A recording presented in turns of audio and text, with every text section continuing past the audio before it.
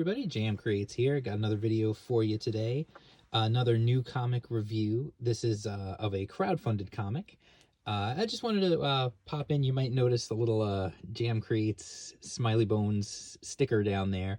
I just wanted to mention, I've mentioned it once ages and ages ago, but I haven't really mentioned it since. If you go to my website, and I'll put the link in the description down below, I've actually got a store where I sell this sticker, another version of the sticker, and a t-shirt with the Smiley Bones logo printed on the chest. Just some fun if you guys want to support the channel. It's a cool way you could do it, and get something back in return. It's nothing huge, like I'm not like, pushing it or anything like that, but I just thought I'd mention it because I haven't mentioned it in quite a while. So we're just going to move him out of the way so he doesn't distract anyone, and we're going to get to this. This is the heart of the video today. This is CyberShock version 1.0.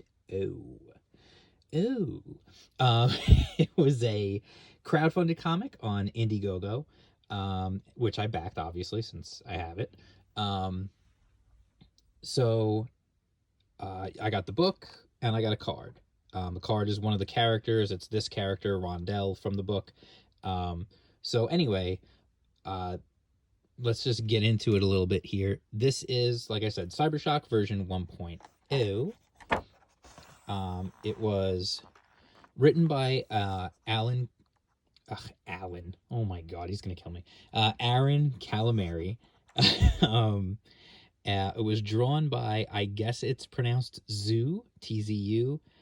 Colored by Sim, edited by Adam AF, who you might know from Twitter, and lettered by David Villa, or Villa. I just automatically made it ethnic. I don't know if it is or not. Whatever. Anyway, this is a science fiction action comic. I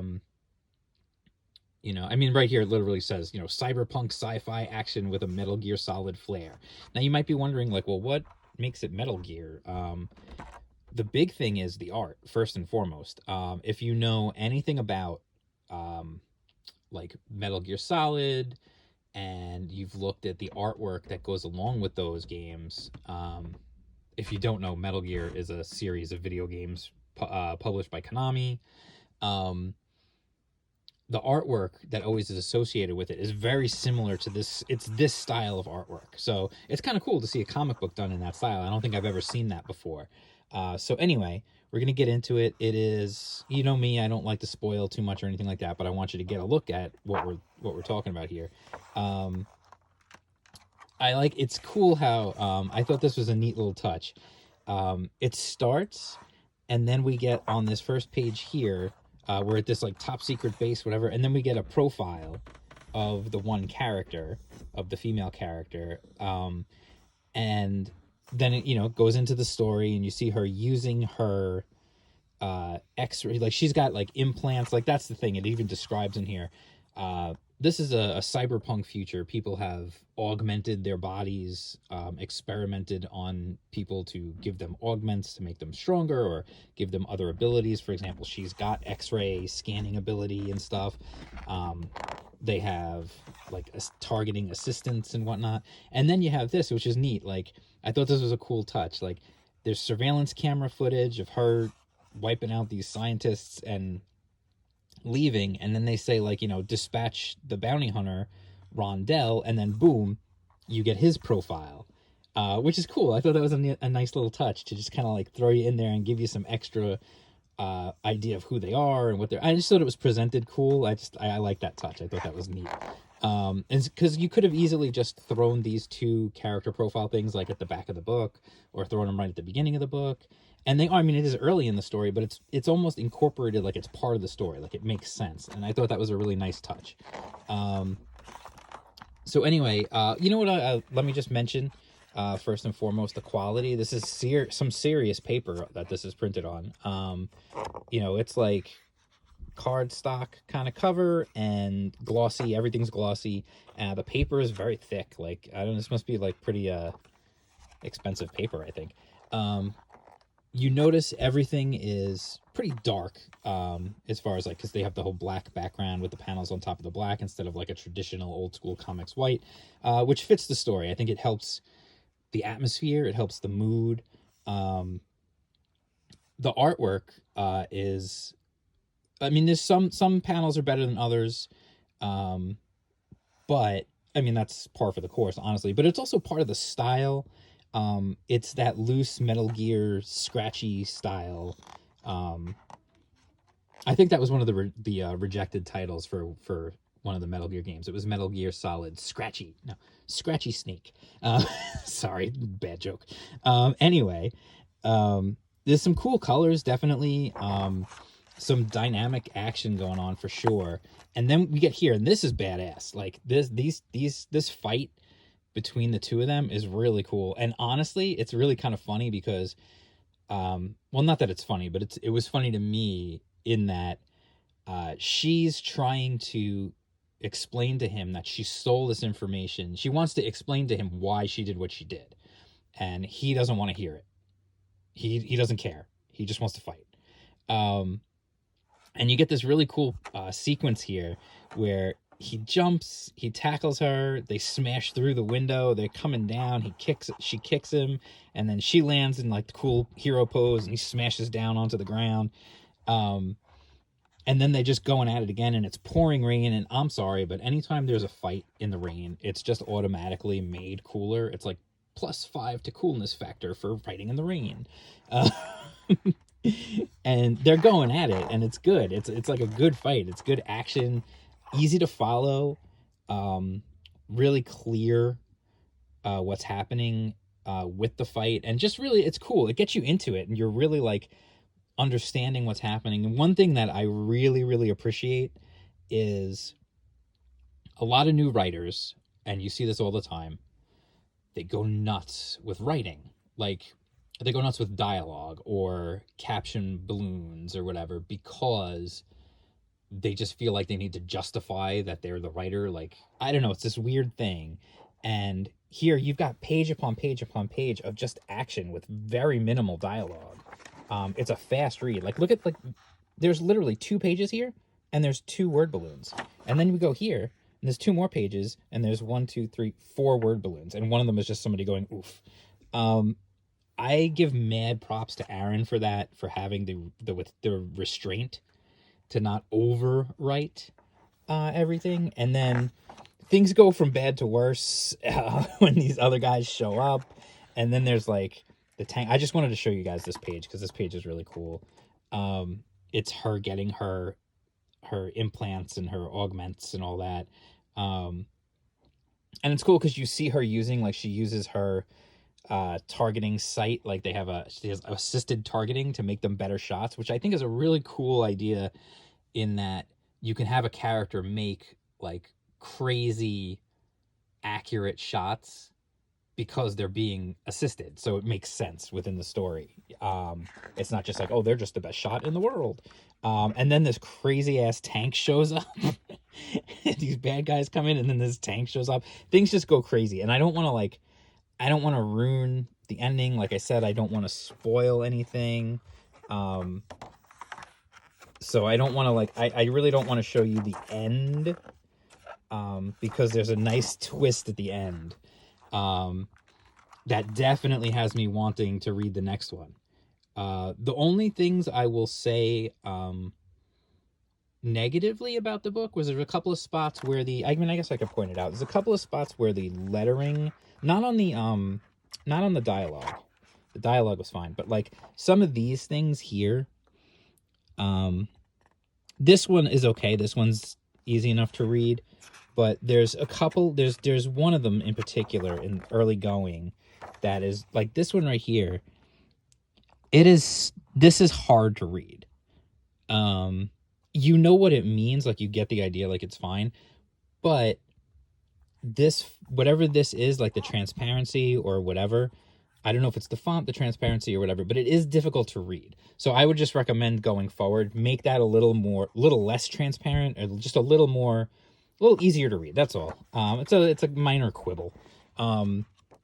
Otherwise, though, the story is a lot of action in this first issue, and a really cool, like, an interesting world that has been developed. And like I said, The ending has a twist that absolutely makes you want to go, oh snap, I need to read the next one.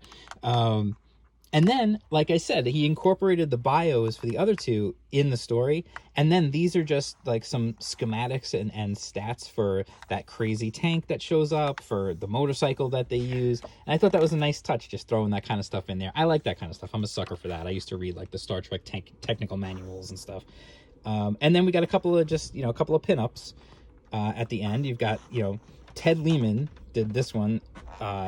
And quite frankly, okay, first and foremost, this is a sick picture right here because it's just the perspective, the heart coming out of the window, firing up like off the roof, whatever. Like, and then the what has, to me at least, become one of Ted Lehman's trademarks: 9 bajillion shell casings everywhere. That's like his thing. And then he even put the cool tank at the bottom here. And then this is actually the card that I got that came with the book. It's the same picture as the card, see? And then that's it. That's the end of the book. CyberShock version 1. I wholeheartedly recommend this. Now, as far as I know, this is Aaron's first book. And I believe it's the artist's first book as well. I don't think he's ever done a comic before. He's done art, obviously, but he's never done a comic before. I really like it. I really like the pairing. I think the art absolutely works for the story they're telling. It's got this cool futuristic aspect, and I guess part of that is just that heritage of the Metal Gear inheriting that style kind of just lends it to that. But also, Aaron, I feel like, did a great job of establishing the characters, establishing the world without overpowering you with a ton of stuff, and delivering an action story that you can read, and you can get to the end, and like I said, there's a twist at the end that absolutely will make you want to read the next one. But you can read this and still feel satisfied that you've gotten a complete story. So I absolutely wholeheartely will recommend this book, which is awesome because Aaron's a cool guy. So I would hate to have had to say like, oh, the book's not so great, because he's a super cool guy, and I've had him on live stream before. Like, he's a cool dude. And what I will say is, I know that the campaign is over, he's already fulfilled and everything else, but I do believe I saw him post just the other day, which is one of the reasons why I wanted to get this video out now.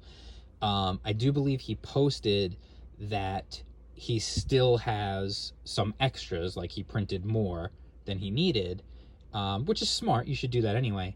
Which means, and he posted this on Twitter just the other day, I believe, that if you contact him and order one, like, and ask and tell him you want one, he'll sell it to you, you can buy it, and he'll ship it right out to you. So again, this is something I'm trying to make a point of mentioning because I know so many people are stuck in their houses and looking for stuff to do and looking for things to read.